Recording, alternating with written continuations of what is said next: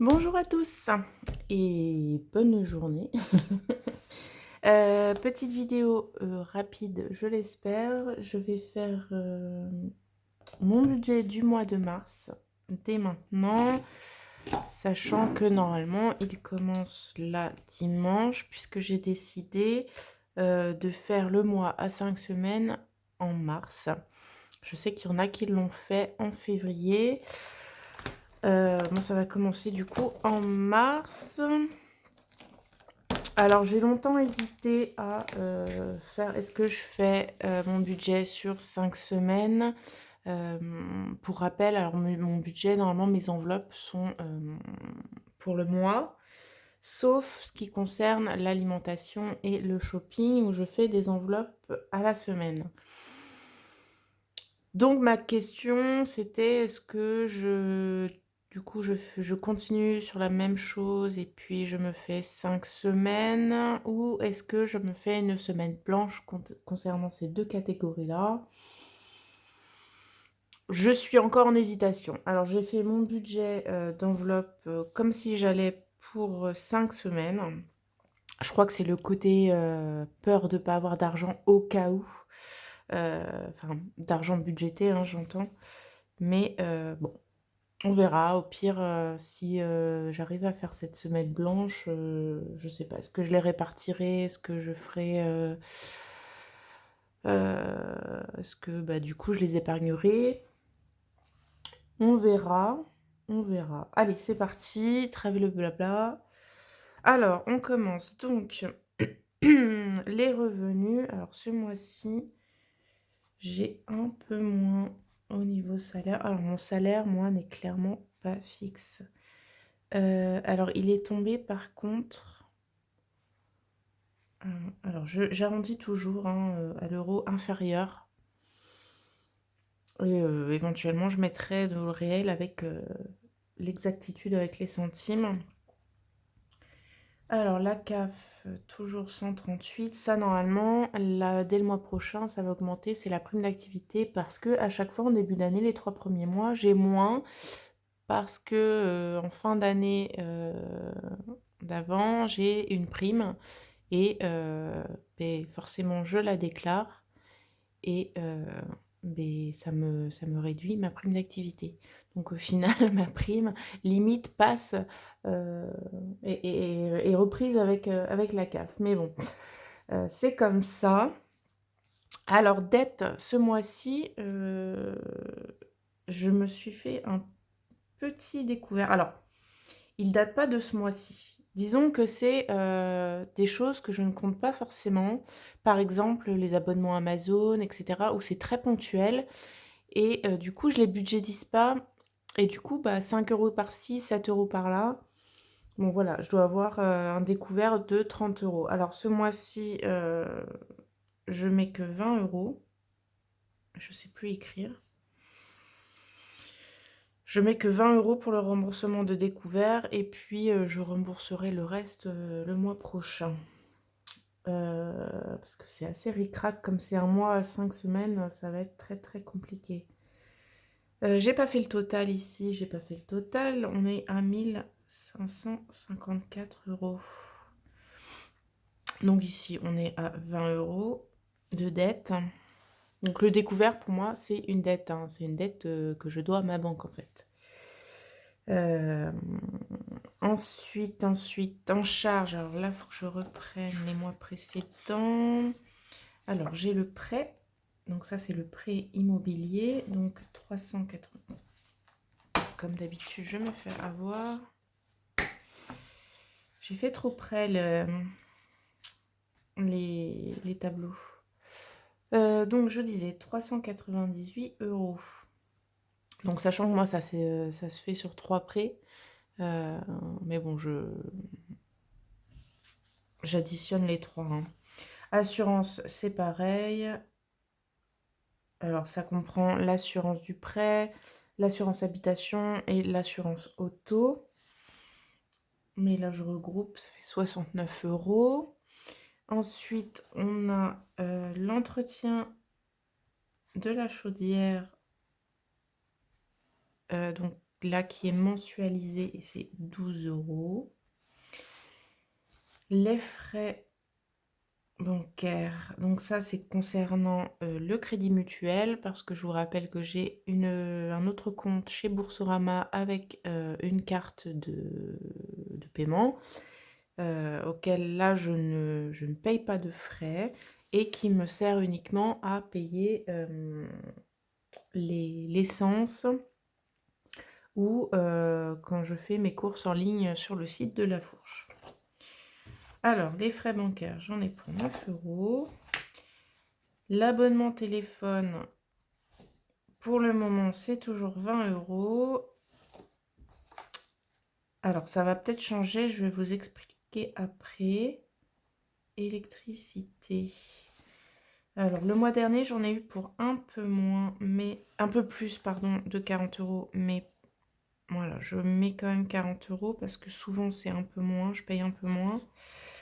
Impôts, donc ça c'est les impôts fonciers à mensualiser aussi et je paye 80 €. Et là donc je vais mettre 12 € concernant les abonnements divers et variés. Voilà, je pense que ce mois-ci, je vais reprendre Prime, et puis peut-être un autre truc aussi que je prends occasionnellement. Donc voilà, au total, j'en ai pour 914 € si je ne dis pas de bêtises. J'ai fait vous voyez pas, mais j'ai fait mon budget à l'avance. Mais je vérifie quand même. Alors concernant, oui, le téléphone, vous voyez, j'ai pas de box internet, je n'en ai plus depuis novembre. Parce que pour moi, payer 40 € pour avoir juste accès à internet, parce que je ne regardais pas la télé, je n'ai pas de téléphone fixe, enfin, voilà, donc juste pour avoir internet, mais je trouvais que c'était cher. C'était cher payé. Du coup, je suis restée sur mon téléphone mobile où j'ai plus de 200 gigas par mois. Et ça me convenait très bien jusqu'à ce que je change de télé. J'avais une vieille télé et là j'ai une nouvelle télé du coup qui consomme beaucoup plus parce que je regarde pas la télé mais j'ai Netflix par exemple. Euh, et du coup, bah, elle consomme beaucoup plus de données puisque en meilleure qualité, etc. Et donc, je me suis aperçue que j'étais un peu ric-rac au niveau des données internet via mon téléphone. Donc, je suis en train de guetter. Je sais que sur les ventes privées, souvent, ils mettent free, mais des box, des abonnements de box à moins cher. Donc, je suis en train de guetter. Et comme mon forfait mobile est chez Free, je sais que quand on a un abonnement internet, ben, on a une réduction sur les téléphones mobiles. Voilà. Donc, pour l'instant, je paye ce prix-là, mais je vais voir. Je guette les ventes privées. Alors, du coup, on va calculer notre reste à vivre. Donc, en revenu, on a dit 1554 €, moins les dettes, j'ai dit 20 €, moins les charges fixes, 914 €. Et normalement, il reste 894. Qu'est-ce que je... C'est ça? Non, qu'est-ce que je vous ai dit? C'est pas 914? N'importe quoi. C'est 640. Je me disais, c'est énorme. 640 €. Donc ça fait bien 894 € en reste à vivre, hein, c'est ça. 6, 15, 8, 14... 6, 12, 13, 14, oui, c'est ça. Ok, c'est bon. Et un 15. Donc là, on est bon. Ensuite, alors on va passer aux épargnes. Donc sachant qu'il me reste 894. Donc normalement, j'ai calculé, tout est bon. Alors, en eau, donc plutôt en épargne, j'ai l'eau. Alors, on va reprendre par rapport au mois dernier. Alors l'eau et la voiture, j'ai arrondi, j'avais mis 12,50 avant, là j'ai arrondi à 15 € parce que mes trackers sont à 15 €. Donc et puis je me dis: «Bon, c'est jamais perdu». Sauf que je me suis encore trompée, je fais n'importe quoi, je ne suis pas concentrée, je pense à 1000 choses en même temps. Donc je disais 15 €, l'eau parce que c'est un virement en fait bancaire, donc voilà, c'est pour ça que je le mets dans cette case-là. Donc l'auto, enfin la voiture, hein, pas le jeu. Je précise parce que si vous êtes en train d'écouter la vidéo sans regarder les images, vous n'allez pas comprendre. Le ramonage du poêle à bois, là je compte 10 € par mois. Le jardin, donc c'est tout ce qui est entretien que je ne peux pas faire, c'est 20 € par mois je mets. Et le gaz, alors le gaz, je continue de mettre 90 € de côté. Mais maintenant, je sais qu'ils vont faire un prélèvement au mois. Alors, c'est depuis ce mois-ci, là, février, qu'ils font ça. Donc, je vais voir. Mais de toute façon, je vais continuer de mettre de côté parce que je pense qu'il y aura des mois où je serai au-dessus. Et certainement, très certainement même, des mois où je serai en dessous, c'est-à-dire à partir du printemps, été, début d'automne. Donc voilà. Ensuite, on a le fonds de secours. Donc là, je fais un virement de 100 €. Je ne bouge pas là-dessus. Donc là, normalement, je suis à 100, 120, 150 €. Il va falloir que je modifie mon prélèvement de 5 €. Ensuite, alors c'est là où on part en cash. Les anniversaires, ce mois-ci, je mets 10 € comme le mois dernier. Noël, je vais mettre que 20 € au lieu de 30. Les vacances, je mets 30 € toujours. Je crois que le mois dernier aussi. Le bois, je mets 20 €. Je mets que 20. D'habitude, je mettais 30. Alors c'est pareil, il va falloir que je fasse une commande parce que là, j'ai presque plus de bois. Je pense que ça va me faire le week-end. Et bon, après, je vais reprendre, là, lundi, je reprends le travail. Donc, travaillant du soir, je ne chauffe pas le soir. Et je fais mon feu le soir, les soirs de week-end. Donc, j'aurai moins besoin. La question, c'est qu'on arrive en mars. Est-ce que je commande maintenant ou est-ce que je vais continuer à faire du feu ou pas? Je ne sais pas.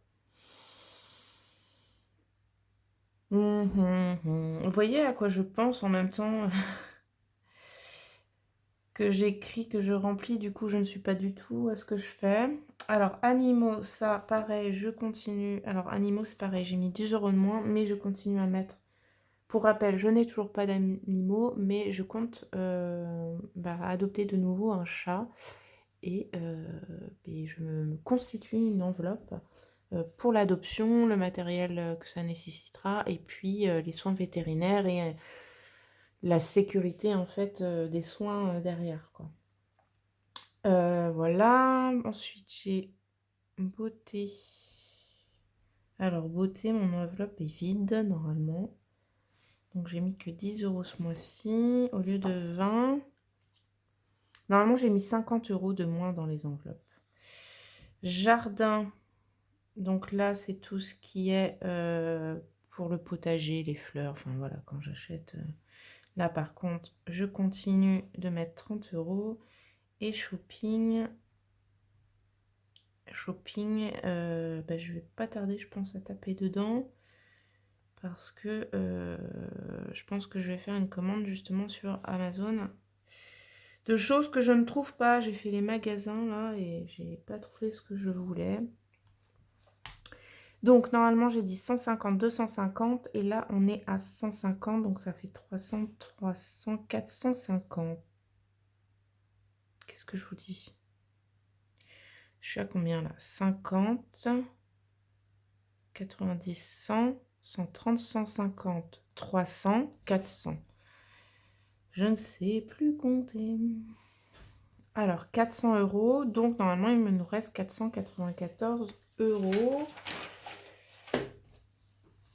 Alors, hops, comment je me suis débrouillée? Donc normalement, j'ai compté, 490 € pour ce mois-ci. Donc on commence. Transport, un truc auquel on ne peut pas échapper. Alors 70 € en virement sur la carte Boursorama. Ensuite, alimentation.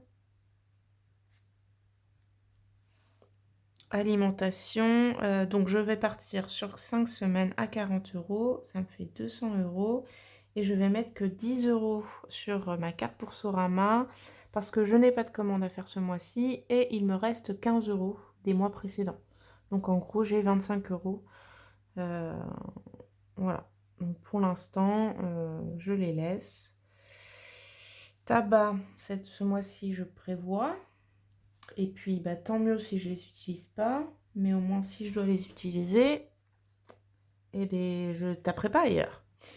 Shopping, alors du coup, beh, vu que c'est une semaine un mois pardon, à 5 semaines, je ne sais pas si je me fais parce que clairement je peux pas me permettre de mettre 20 € par semaine comme les autres mois. Ça me ferait 100 € sur le mois, c'est pas gérable. Donc du coup, soit je me mets 10 € par semaine, soit je me mets 50 € pour le mois. Bon, ça revient au même, hein, c'est juste que est-ce que je fais mon enveloppe à la semaine ou pas? Bon, toujours est-il que j'ai 50 € pour le shopping. Beauté. Alors beauté, mais attendez, peut-être que je vais pouvoir récupérer ah non, beauté, je crois que ça tombe pile fin mars et c'est le mois d'après où j'aurai rien. Parce que j'y vais du coup maintenant toutes les 5 semaines, donc forcément il y a un mois de temps en temps qui sautera. Mais je crois que là, je serai encore dans le mois de mars. Donc là, bah, j'ai réduit, au lieu de mettre 50, j'ai mis que 40. Sortie, bah, c'est pareil. J'ai réduit, au lieu de 30, j'ai mis 20. Santé, eh bien santé, ça bouge pas, c'est toujours 20 €. Imprévu, ah, vous me dites, j'aurais pu modifier imprévu. Je garde quand même 40 €, mais bon, je me dis au moins, ça me permet, si j'ai besoin, de taper dedans pour n'importe quelle autre catégorie. Et faites rien ce mois-ci. Enfin, si, j'ai l'anniversaire de mon frère, mais c'est un budgété à part. J'ai pas besoin de le noter ici. C'est dans une autre enveloppe, la fameuse enveloppe anniversaire ici. Voilà et donc normalement, donc là je suis à 90. Ici je suis à, 4 et 4, 8, 10, 10, 15, 15, 19, 21, 410 €.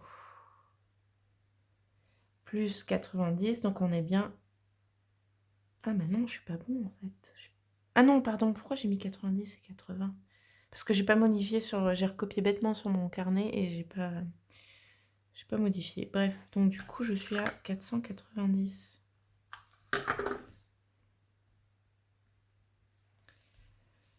Donc, espèces à retirer, on a 410 plus les 150 ici, donc ça fait 560.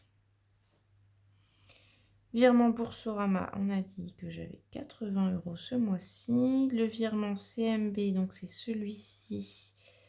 J'ai dit 150 €.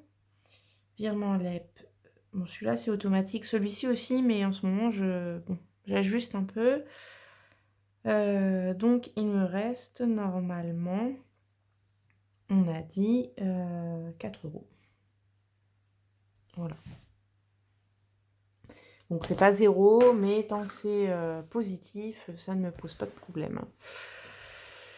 Et voilà, bah, écoutez, ça c'est pour le budget du mois de mars. Demain, je pense que je ferai le bilan, du mois de février avec les économies réalisées et puis, je vais essayer, de pas parce que demain je compte pas sortir, donc je retirerai en fait en début de semaine prochaine, les sous pour, le mois de mars et je ferai le remplissage dans la semaine. Donc je vous filmerai ça, puisque c'est le remplissage des épargnes. Je sais que et du mois, je sais qu'en général, vous aimez bien ça, comme moi, hein, quand je regarde les vidéos, j'aime bien, voir, les sous-sous. Bref, donc voilà. Bah, écoutez, dites-moi vous, si vous avez fait déjà votre budget de mars? S'il est fait ou si vous êtes plutôt sur une semaine, enfin sur un mois de février à 5 semaines ou comme moi, un mois de mars à 5 semaines et et voilà. Ou si effectivement, vous aussi vous faites une semaine blanche quand c'est comme ça, quand il y a un mois à 5 semaines, est-ce que la semaine de transition entre les 2 mois, vous la faites blanche? Et dans ces cas-là, beh, si c'est le cas, dites-moi, parce que je veux bien votre retour sur comment vous vous organisez. Est-ce que vous organisez en amont, sur le mois d'avant? Ou est-ce que vous répercutez, sur le mois d'après? Enfin, voilà, je veux bien vos retours dessus pour ceux, et celles qui le font. Et puis, en attendant, je vous souhaite une bonne soirée et je vous dis à demain pour le bilan du mois de février. Bye bye!